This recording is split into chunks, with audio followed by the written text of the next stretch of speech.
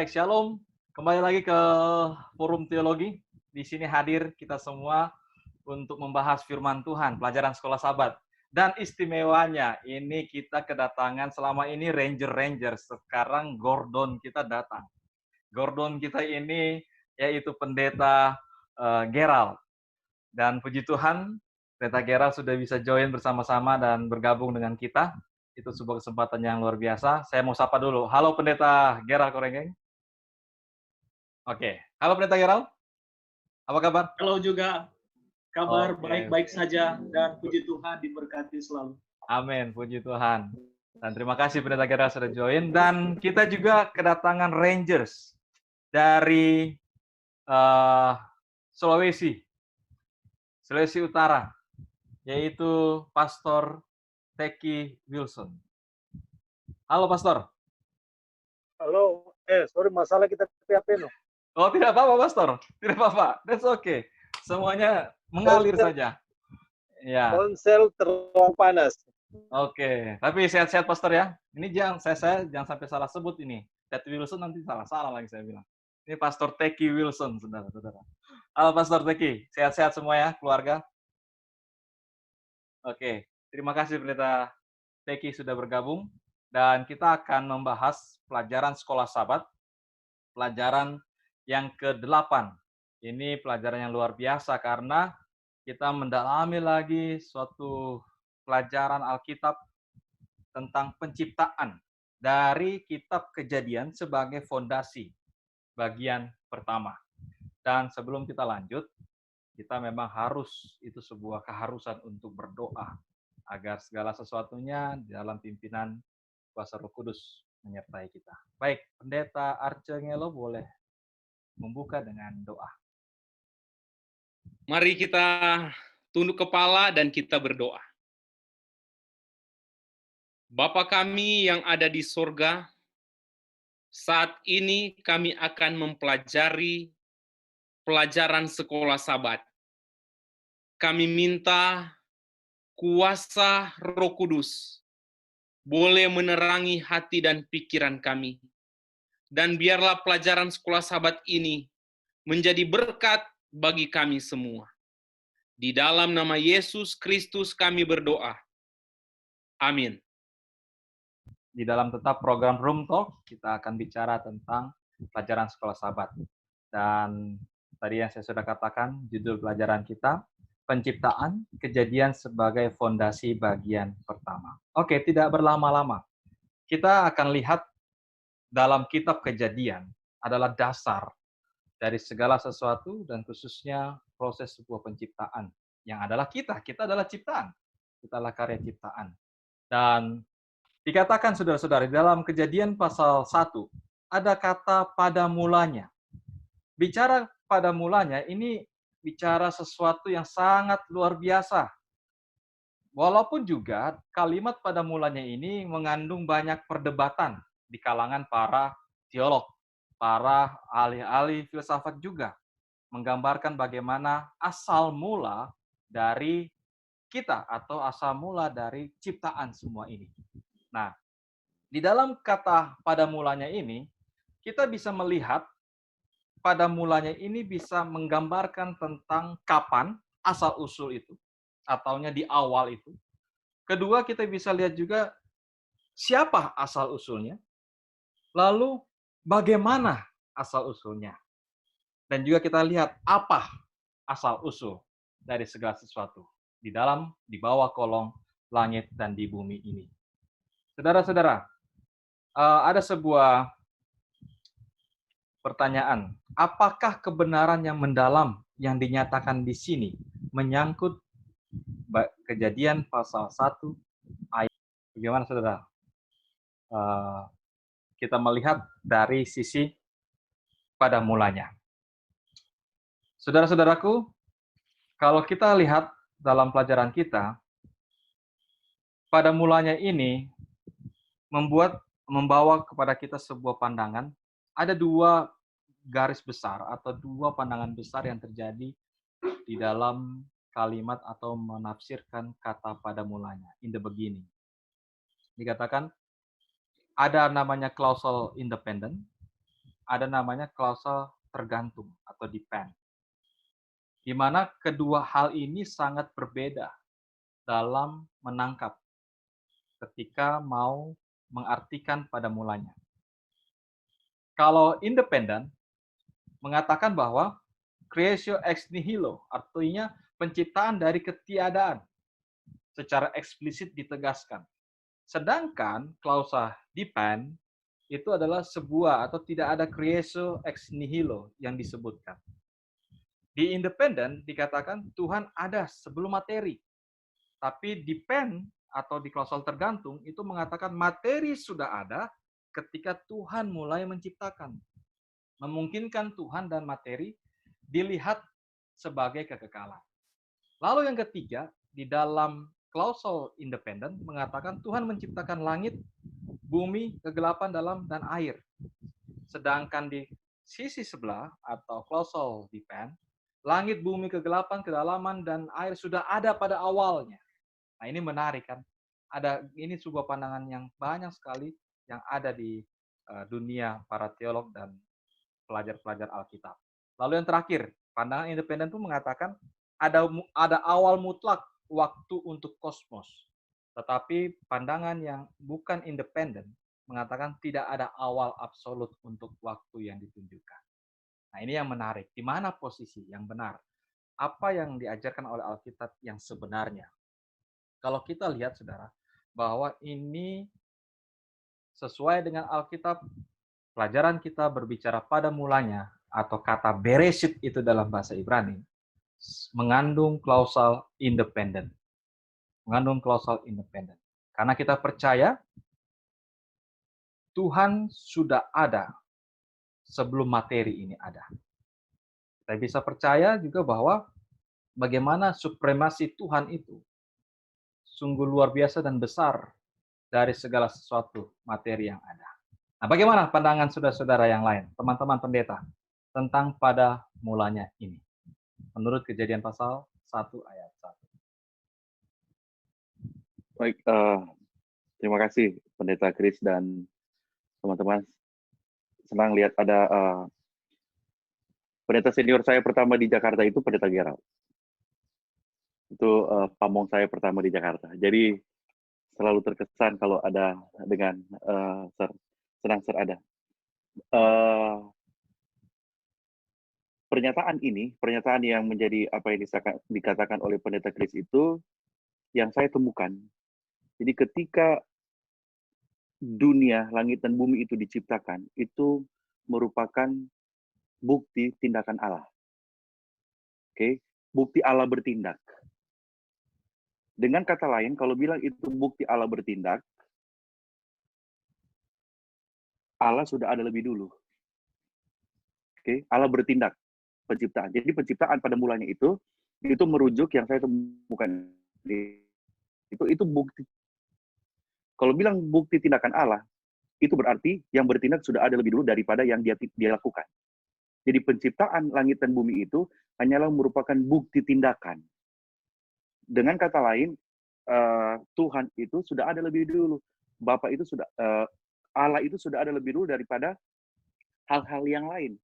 Buku kita tidak menceritakan sebelum penciptaan.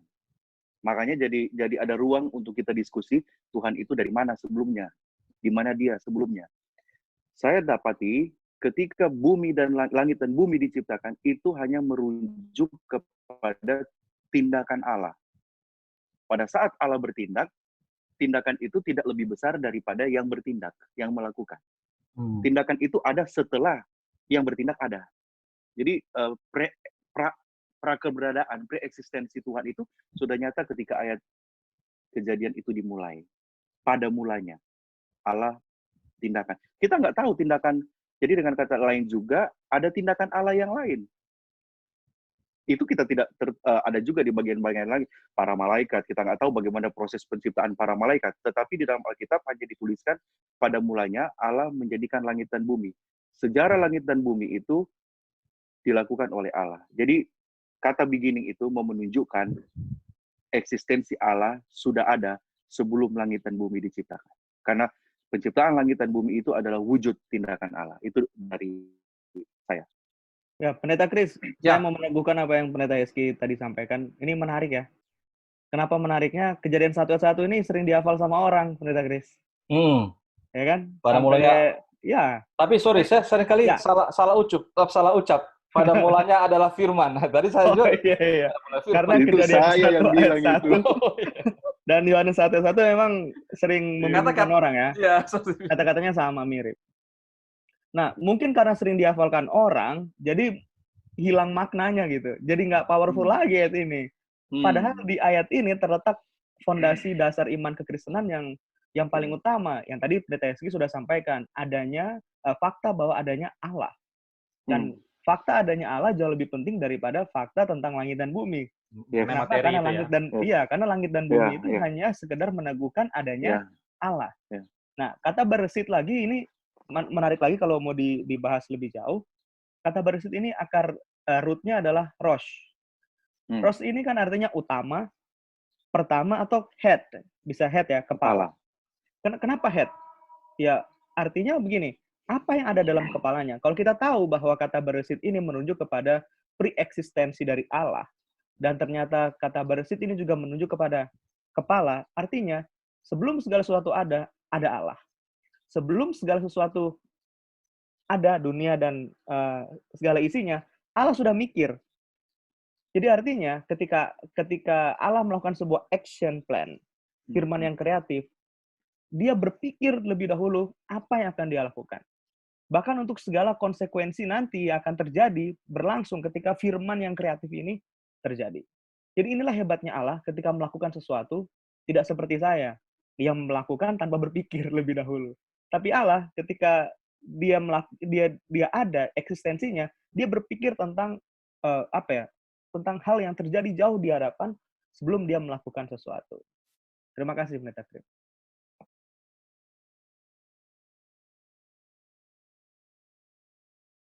Nah, Pendeta Kris lagi di mute. Kris ya. Sorry. Ya, karena saking excited mengikuti pelajaran ini karena pelajaran yang sangat dalam sebenarnya ini, dalam sekali. Karena dengan kata lain, ketika kita mengerti kata pada mulanya, ini pelajaran sekolah sahabat sangat luar biasa mengangkat awal dengan kata pada mulanya ketika membahas kejadian. Ini menyangkut tentang bagaimana pengakuan akan mengakui akan keberadaan Tuhan itu atas dari segala sesuatu yang sebelumnya ada. Dan itu menggambarkan sebuah hal yang berbeda. Jadi kejadian pasal 1 ayat 1 itu satu kunci yang sangat membuka pandangan kita akan asal mula atas segala sesuatu ini. Nah, dengan demikian, jikalau kita sudah masuk di dalam pengertian yang jelas tentang pada mulanya, maka kita akan menghadapi sebuah pandangan-pandangan di dunia ini tentang evolusi, tentang bagaimana asal mula dari segala sesuatu di atas bumi ini, dunia ini, alam semesta ini. Banyak sekali teori-teori saintis dan ilmu pengetahuan yang berkembang dan mungkin juga menjadi sebuah materi pembelajaran di dunia pendidikan. Pendeta Teki ada ingin menyampaikan sesuatu? Silakan Pendeta Teki. Saya unmute ya. Oke, silakan Pendeta Teki. Mungkin Pendeta Teki boleh sebelum lanjut Pendeta Teki supaya pemirsa pada mengetahui ini Pendeta Teki sekarang melayani di mana, gitu kan? Boleh introduction sedikit saja. Oke, melayani di 4 jemaat, Telap, Tulumembet, Kaweng, Rinondor. Oh, itu conference Minahasa ya? Ya, Minahasa. Iya. Terima kasih. Dengan pendeta Ngelo sih. Oh ya, satu wilayah berarti. Satu conference. Oke. Oke, terima kasih Pendeta Teki. Ya, silakan. Ya, kita belum ke hari, cuma kita mau titik beratkan di pada mulanya tadi. Sorry, ini kita mau balik ulang di tadi. Boleh. Oke. Yang kita mau titik beratkan di penempatan cara bacanya dan juga penempatan untuk titik komanya. Oke. Maksudnya begini, kita juga bukan ahli bahasa Indonesia, tapi kalau kan didengar tadi berhenti pada mulanya. Walaupun memang dia titik nanti di bumi, nanti tidak ada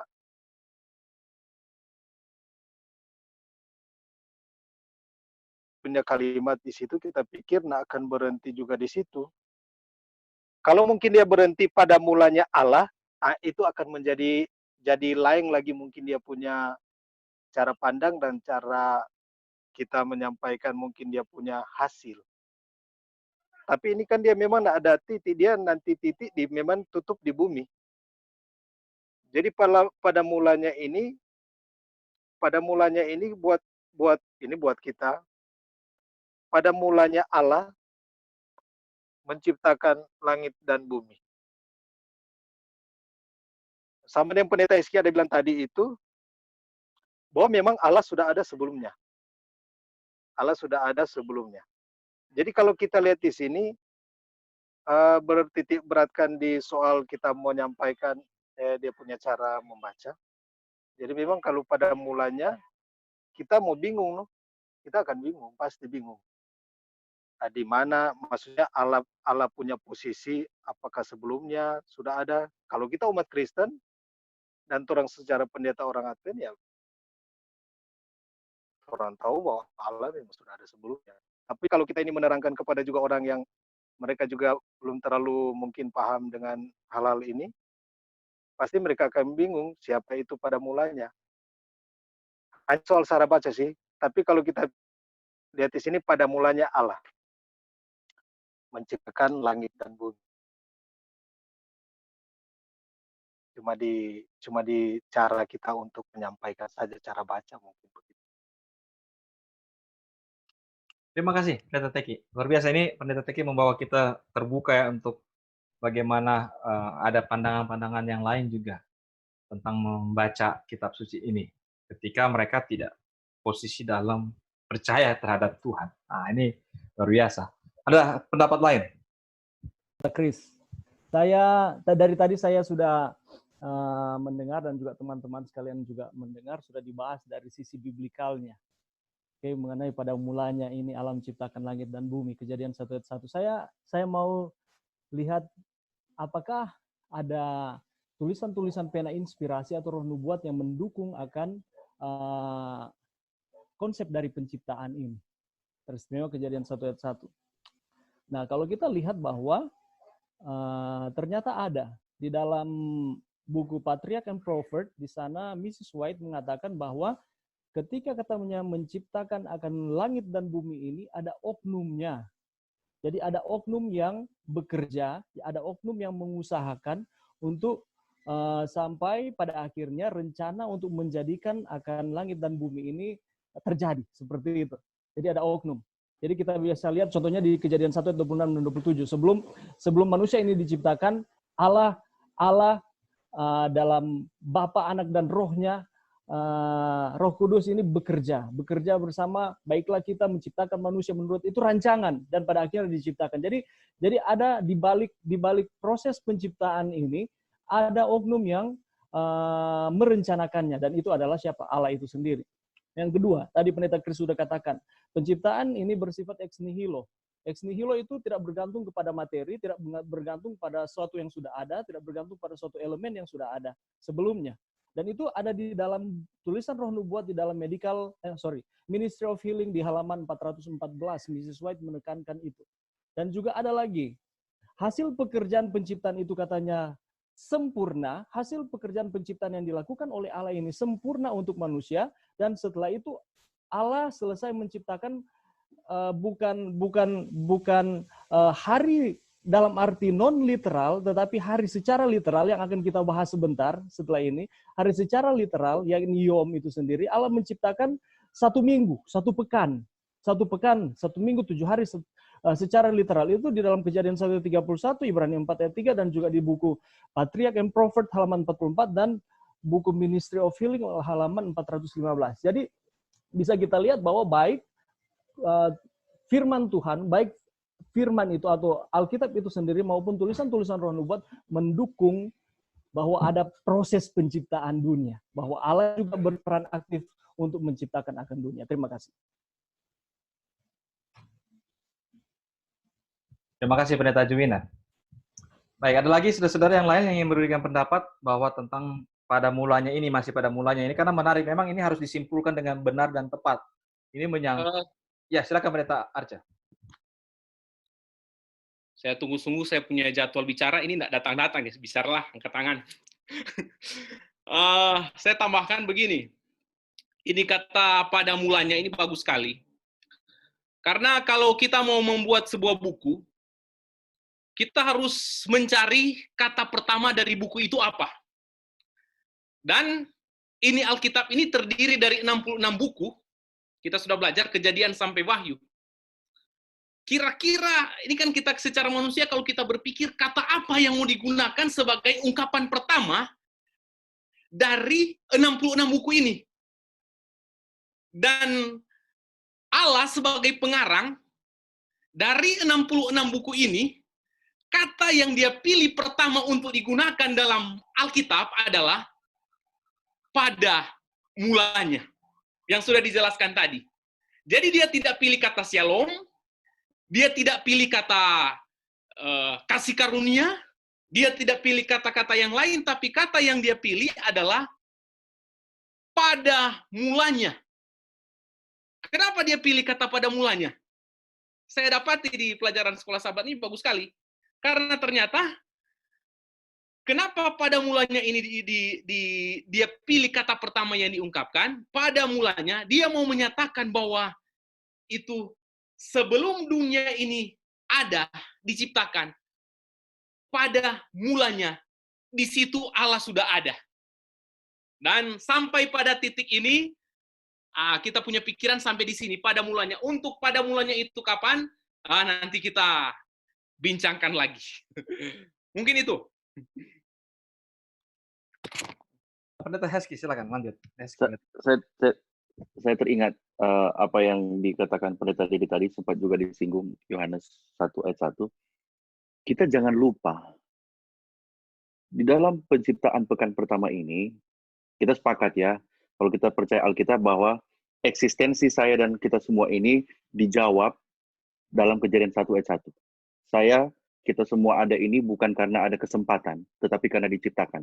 Oke, saya pikir kita sepakat. Nah, dalam proses penciptaan ini, kita jangan lupa ada perantara. Oke, Allah menciptakan, jangan lupa ada perantara, dan perantara inilah yang menjadi fokus kita, menjadi fokus Alkitab itu ada. Anak. Dalam hal ini Yesus.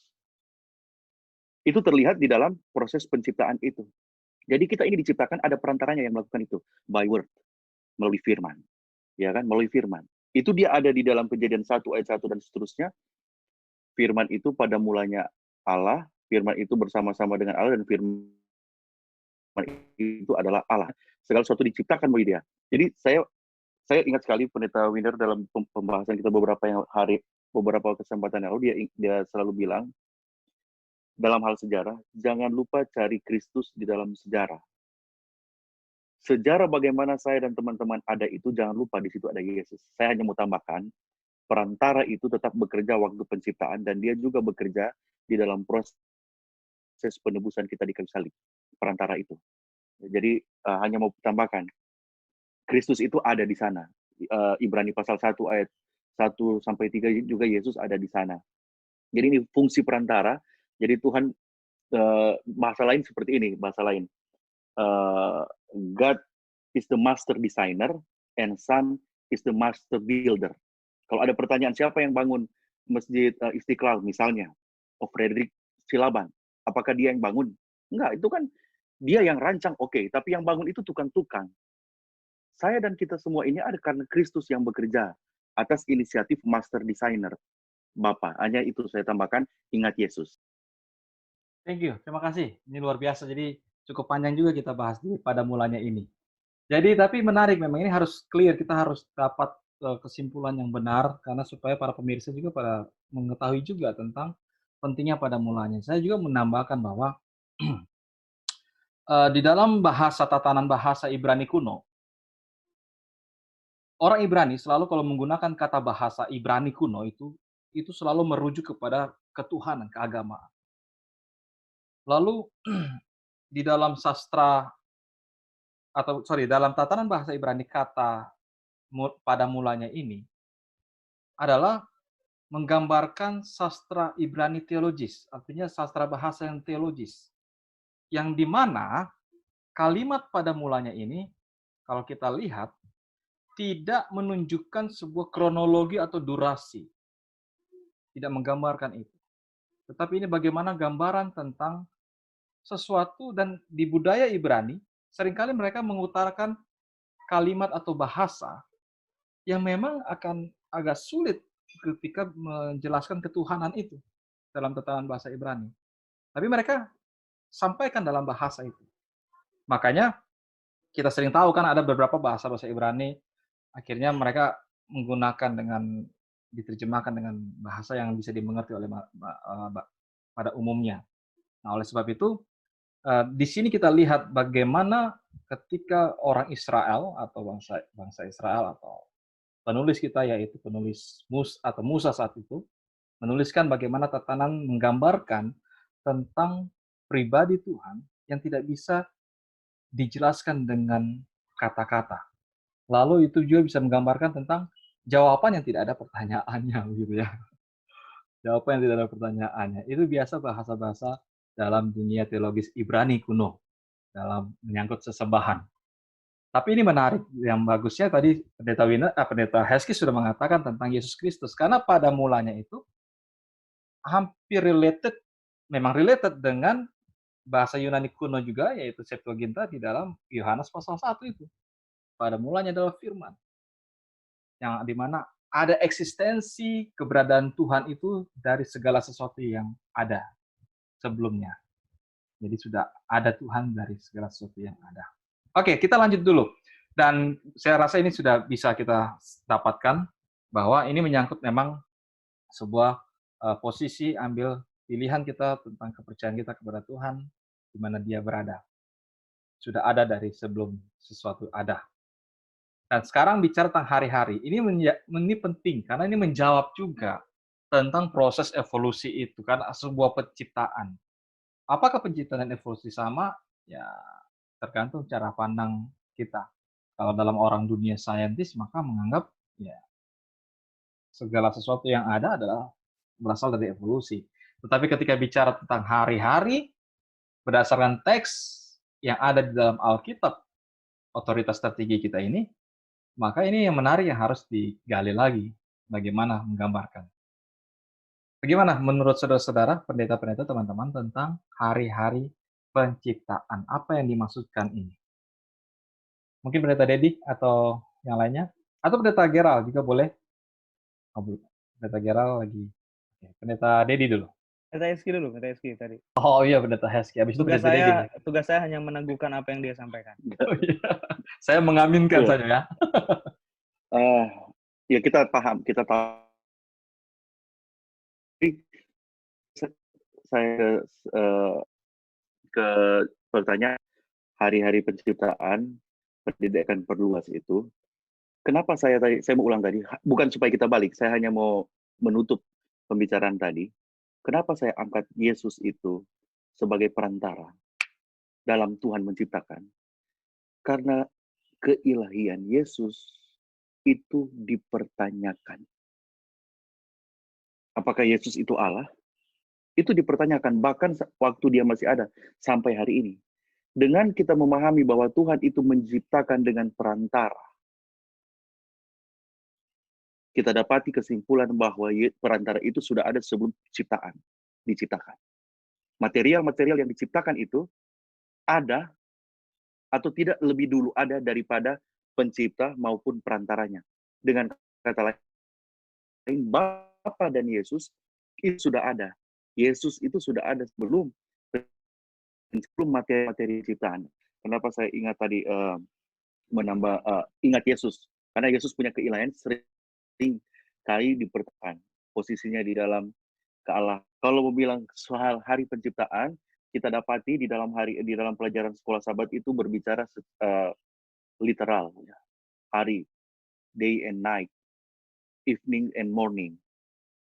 Dan itu kata yang dipakai kata situ, kata yom itu menunjukkan kepada hari, ada satu petang dan satu pagi, satu malam dan satu siang.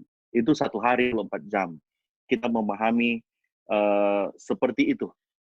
Hari-hari penciptaan itu karena ada banyak sasaran untuk membuka kitab ini, penciptaan itu membutuhkan waktu yang panjang, keluarlah teori-teori untuk membantah bahwa penciptaan itu terjadi dalam sekejap. Kita ingat, ciptaan, kita tidak akan dapat melampaui pencipta. Jadi hari-hari literal itu, hari-hari dalam penciptaan itu 24 jam. Dari kata yom di dalam bahasa Ibrani. Pendeta Dedi. Ya, bagaimana? Pendeta Dedi atau teman-teman yang lainnya? Silakan. Tentang hari-hari.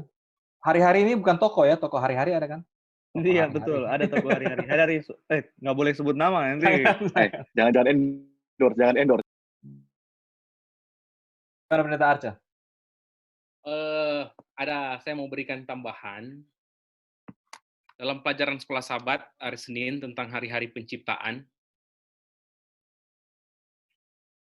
penulis pelajaran sekolah Sabat sebetulnya mau memberikan penekanan bahwa menurut Alkitab, seperti yang Pendeta Eski jelaskan tadi, hari itu yom, dan itu artinya literal, bukan kiasan atau bukan sesuatu yang panjang. Kenapa? Alasannya ada di Keluaran pasal 20, ayatnya yang ke-8 sampai ayatnya yang ke-11. Di situ dikatakan bahwa, saya baca dalam Alkitab, ingatlah dan kuduskanlah hari Sabat, sebab 6 hari lamanya engkau akan bekerja dan melakukan segala pekerjaanmu, tetapi hari ke-7 adalah hari Sabat Tuhan Allahmu, ayat 11. Sebab 6 hari lamanya Tuhan menjadikan langit dan bumi, laut dan segala isinya, dan ia berhenti pada hari ke-7, itulah sebabnya Tuhan memberkati hari Sabat dan menguduskannya. Jadi dalam ayat Alkitab ini dia memberikan sebuah penekanan, dia mau menyatakan bahwa yom itu adalah hari literal seperti yang kita alami sekarang ini. 1 kali 24 jam. Mungkin itu. Terima kasih. Bagaimana pendapat teman-teman yang lain? Masalah hari. Ini udah hilang semua nih orang-orang ini. Mukanya mana nih? Nggak muncul ini. Oke. Pendeta Winner.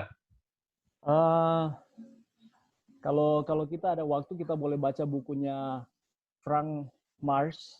Frank Marsh ini adalah salah satu ahli biologi dari gereja kita, dari gereja Maseten hari ke-7, dan juga dia seorang penulis, dia seorang pendidik, dan dia juga adalah seorang penulis banyak buku.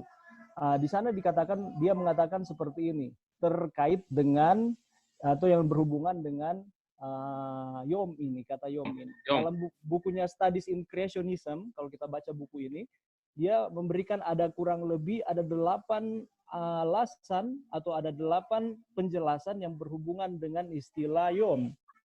Saya mengambil ada di sini semuanya penting, tetapi saya rasa yang kita bisa mengerti dengan lebih mudah ini. Dia mengatakan seperti ini. Di dalam katanya Alkitab bahasa Ibrani, penggunaan kata yom untuk hari dalam minggu itu ada di dalam penciptaan, dan kita tahu bersama itu. Dan kalau kita perhatikan di dalam katanya kamus bahasa Ibrani, tidak ada keterangan yang mendukung bahwa pengertian kata yom itu mengartikan bahwa jangka waktu yang tak tertentu, jangka waktu yang tak terbatas, jangka waktu yang sangat panjang. Kata yom tidak diartikan seperti itu. Melainkan katanya, yom ini merupakan satu jangka waktu yang terdiri dari 24 jam. Jadi kalau seandainya ini kata yom ini disematkan digunakan dengan kata lailah, di dalam bahasa Ibrani artinya malam, ya kan? Maka bisa diartikan kalau yom digabungkan dengan kata-katanya kata laila, itu berarti itu malam, dan itu membutuhkan kurang lebih waktu 12 jam. 12 jam atau kurang lebih dari 12 jam atau bagian dari satu hari. Jadi bisa disimpulkan bahwa yom itu merupakan satu jangka waktu, dan jangka waktunya adalah 24 jam. Tidak membutuhkan waktu yang sangat panjang, tidak membutuhkan jangka waktu yang tidak diketahui, tetapi ini adalah, makanya saya sudah sentil tadi, ada literal. Pengertian hari ini di dalam Alkitab ada literal dan ada non-literal. Kalau non-literal atau simbolik kita bisa lihat di dalam Daniel 8 ayat 14, perhitungan nubuatan, penanggalan nubuatan. Tetapi di dalam di dalam Kejadian pasal 1 ini penggunaan kata hari ini literal, bukan non-literal. Jadi literal 24 jam. Jadi satu hari sama dengan 24 jam. Sama seperti dengan kita sampai saat ini. Kita memahami bahwa satu hari adalah 24 jam. Terima kasih. Ya, Terima kasih. Ya, Pendeta Dedi. Luar biasa ulasan mereka berdua. Oke, Bagus udah sekali. bagus. Bagus. Mantap. Saya perhatikan ini Tadi, kita kayaknya agak hati-hati bicara semua nih. Ini Pendeta Dedi cuma mantap dari tadi ini. Tadi Pendeta Chris singgung soal evolusi ya. Karena pertanyaan ini, maksudnya pembahasan ini sebetulnya pembahasan tentang hari-hari ini buat saya ini adalah serangan besar terhadap apa yang Allah saya sementara lakukan pada kegiatan penciptaan.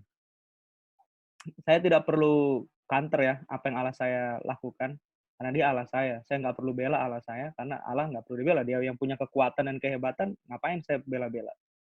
Saya yang coba untuk meyakinkan diri saya sendiri bahwa Allah saya sanggup membuat segala sesuatu dalam waktu beberapa saat. Jadi kalau Allah mau penciptaan, dia nggak akan bilang pekan, kita tidak akan bilang pekan penciptaan, mungkin hanya hari penciptaan atau detik penciptaan. Karena dia bisa membuat segala sesuatunya dalam waktu sekejap. Ketika para evolusionis menganggap bahwa hasil penyelidikan mereka itu benar-benar ilmiah, harusnya ada alasan dan dasar ilmiah pula yang mereka kemukakan, kan? Artinya begini, mereka harusnya sanggup menetapkan dan merumuskan apa sebetulnya yang terjadi atas pengamatan dan teori yang mereka buat. Sehingga kita semua dapat menyetujui bahwa pengamatan dan teori yang mereka buat itu adalah benar demikian. Kenapa? Karena mereka selalu meminta kita apa dasar dan bukti kebenarannya. Karena mereka tidak menerima kan kisah penciptaan hari-harinya 7 hari, maksudnya 1 pekan. Nah, di abad yang ke-19, Louis Pasteur, seorang ilmuwan, dia bilang begini, apa dasar penyelidikan ilmiah dari orang-orang evolusionis yang mengatakan bahwa kehidupan itu muncul dengan sendirinya, kemudian seiring berjalannya waktu menjadi sempurna, sama seperti sekarang ini. Dia bilang nggak ada yang bisa membuktikan bahwa kehidupan itu muncul dengan sendirinya. Karena memang tidak ada orang yang lihat pengalaman dan peristiwa itu terjadi demikian. Jadi artinya begini, ilmu pengetahuan yang sejati tidak akan mungkin bertentangan dengan iman Kristen yang sejati. Nah, sebaliknya juga, iman yang sejati tidak mungkin bertentangan dengan ilmu pengetahuan yang sejati. Nah, sekarang, apakah teori evolusi ini merupakan ilmu pengetahuan yang sejati? Bagaimana mungkin kita menyatakan sesuatu tanpa pembuktian ilmiah, lantas kemudian kita katakan itu ilmu pengetahuan sejati? Nah, lebih fatal lagi, kalau ilmu pengetahuan yang tidak sejati ini kemudian diteistikan. Kan tadi evolusi teistikan, diteistikan. Ini tentu akan merusak tatanan pandangan kita terhadap teologi tentang Allah itu sendiri. Maka kalau teori ini bertentangan dengan kitab suci, maka ada 2 kemungkinan yang terjadi, Pendeta Chris. Yang pertama, teori itu yang salah. Yang kedua adalah kesalahan kita dalam menafsirkan kitab suci. Nah, tadi di awal kembali saya mengatakan bahwa kenapa topik ini dibahas? Karena ini meragukan kehebatan Allah saya dalam melakukan kegiatan yang sementara dia lakukan atau yang sudah dia lakukan. Fakta harus ada, data bukan? Maksudnya kalau saya menyatakan sebuah fakta harus ada data. Nah, fakta bahwa saya percaya kepada Allah membuat saya membaca data record kegiatannya dalam Alkitab bahwa dialah yang menciptakan langit dan bumi. Hari pertama, 2, sampai selesai. Sehingga data itu memberikan keteguhan kepada saya bahwa Allah lah penciptanya. Kalau kemudian mereka mau mengilmiahkan cara kerja Allah, maka mereka sementara mengukur Allah dan pekerjaannya. Bagaimana mungkin saya, manusia, yang sangat terbatas ini tadi, bisa mengukur segala jalan-jalan dan pekerjaan Allah yang tidak terbatas? Bagaimana mungkin saya yang apa ya, yang eksis, ciptaannya eksis setelah segala sesuatu diciptakan, mengukur sesuatu yang tidak eksis, yang eksis belum segala sesuatu eksis. Nggak bisa saya memahami hal itu. Jadi mungkin itu yang bisa saya tambahkan, Pendeta Chris. Halo, Pendeta Chris. Ya, saya mau menambahkan apa yang Pendeta Dedi katakan. Tadi dikatakan bahwa memang ada teori-teori yang mereka kembangkan, yang mereka buat sehingga pada akhirnya mendukung akan konsep mereka, ya kan begitu kan? Betul. Makanya namanya evolusi teistik. Ya, Jadi evolusi teistik, ya. Evolusionis dan kreasionis, ya. Kita betul. kreasionis ya, kreasionis ya. Nah, betul. Kenapa ini kemudian muncul? Karena ternyata orang-orang evolusionis ini percaya kepada Allah. Ya. Gitu. Jadi orang-orang kreasionis jadi, oh udahlah kita terima aja lah mereka. Makanya dibuat konsep ini evolusionis teistik. Silakan. Karena gini, salah satu contoh teori yang mereka kemukakan adalah hukum uniformitas. Kalau teman-teman pernah dengar mengenai hukum uniformitas ini, di mana ini katanya peristiwa-peristiwa alam yang sedang terjadi ini membutuhkan waktu yang sangat panjang dari masa lalu sehingga akan terus berlangsung sampai pada waktu yang akan datang, dan peristiwa ataupun apa yang kita rasakan sekarang itu merupakan hasil dari peristiwa ataupun hal-hal yang sudah terjadi sejak masa yang lalu. Itu hukum uniformitas. Salah satu contohnya mereka katakan tidak mungkin teori penciptaan ataupun penciptaan di dalam Kejadian pasal 1 itu hanya berlangsung pada satu hari. Oleh karena kenapa? Sedangkan katanya contoh tumbuhan itu memerlukan waktu yang beberapa bulan untuk dia boleh berkembang menjadi sempurna dan bertumbuh. Lalu apalagi manusia membutuhkan waktu 9 bulan 10 hari untuk ada di dalam kandungan sehingga bisa dilahirkan. Nah, tidak masuk akal katanya. Ini tuduhan mereka kepada kaum kreasionis. Mereka katakan tidak masuk akal bahwa Allah menciptakan dunia ini hanya dalam waktu 6 hari dan 7 hari Allah berhenti, oleh karena pertumbuhan saja itu memerlukan waktu. Pertumbuhan saja, ini hukum uniformitas. Nah, tadi Pendeta Dedi sudah tekankan, sudah menjelaskan bahwa cara pandang manusia, cara berpikir kita manusia yang sudah terbatas ini oleh karena dosa, berusaha kita mau tempatkan pikiran kita sama seperti dengan cara berpikir Allah. Dan pada akhirnya jadilah teori seperti itu. Jadi dengan kata lain, hukum uniformitas ini mereka berusaha menyamakan Allah dengan cara berpikir manusia yang sudah berdosa. Oke, sudah berdosa. Dan untuk di posisi seperti ini kita para kaum kreasionis yang percaya akan penciptaan literal ini, kita tidak sepaham dengan mereka, karena memang kita tahu bersama, Pendeta Hesti sudah katakan tadi, jangan pernah menempatkan akan pikiran manusia berdosa kita untuk menyelami akan Allah itu sendiri. Ada banyak juga teori-teori skala geologi dan lain sebagainya untuk mengukur umur bumi dan lain-lain, dan ya tanah dan ya seperti itu, tulang. Tapi lebih daripada itu, marilah kita baca saja akan firman. Dan apa yang dikatakan oleh firman, mari kita terima itu. Kalaupun memang saat ini masih belum sesuai dengan nalar kita, karena kita ini terbatas, ingat, ada iman. Terima itu dengan iman. Oke, terima kasih. Pendeta Teki atau Pendeta Heski? Oh, Pendeta Heski dulu deh. Habis itu Pendeta Heski udah panas dia.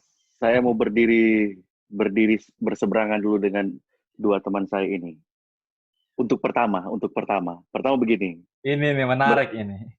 Perkataan mereka ini seolah-olah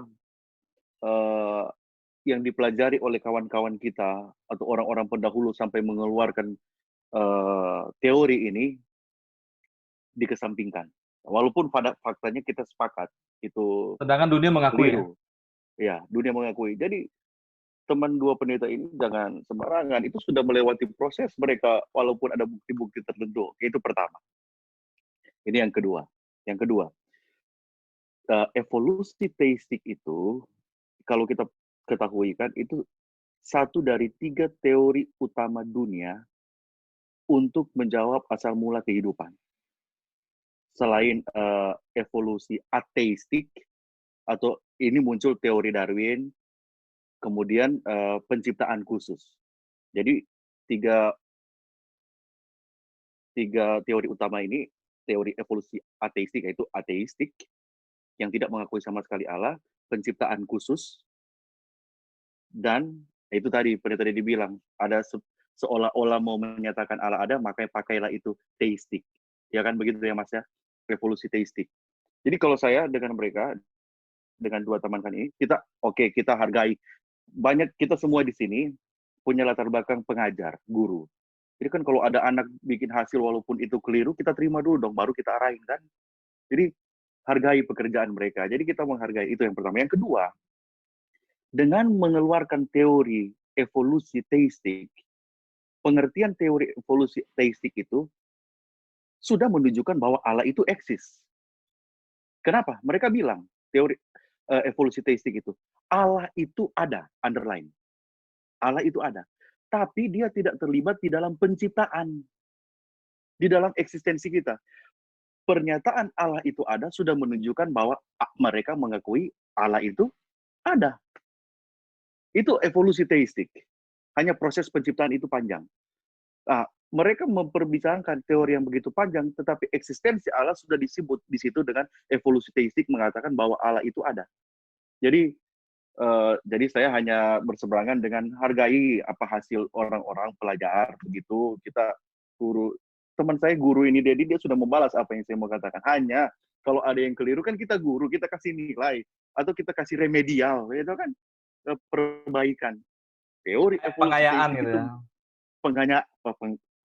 Cuman kalau Bro Dedi ini lebih banyak dia penganiayaan. Jadi Pengayaan. sama juga dengan Sherwiner mungkin terlalu banyak penganiayaan sama muridnya. Hati-hati murid-murid mereka.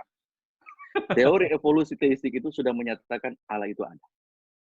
Ya, terima kasih Niteski sudah memberikan koreksi sama kita untuk rendah hati ya, menghargai apa yang orang lain lakukan ketika mereka coba untuk membuktikan eksistensi Allah kan. Iya. Kenapa tadi kita bilang begitu? Karena outputnya apa? Kalau fakta tahu bahwa mengetahui bahwa Allah itu ada, apakah itu sudah cukup? Sementara saya meragukan akan apa yang dia lakukan. Jadi, Oke, kasih Pendeta Teki dulu. Pendeta Teki mau bicara nih. Iya. Nggak tahu dia mau tambahin yang siapa. Ya. Bilang tadi cuma Iko. Ini so beda.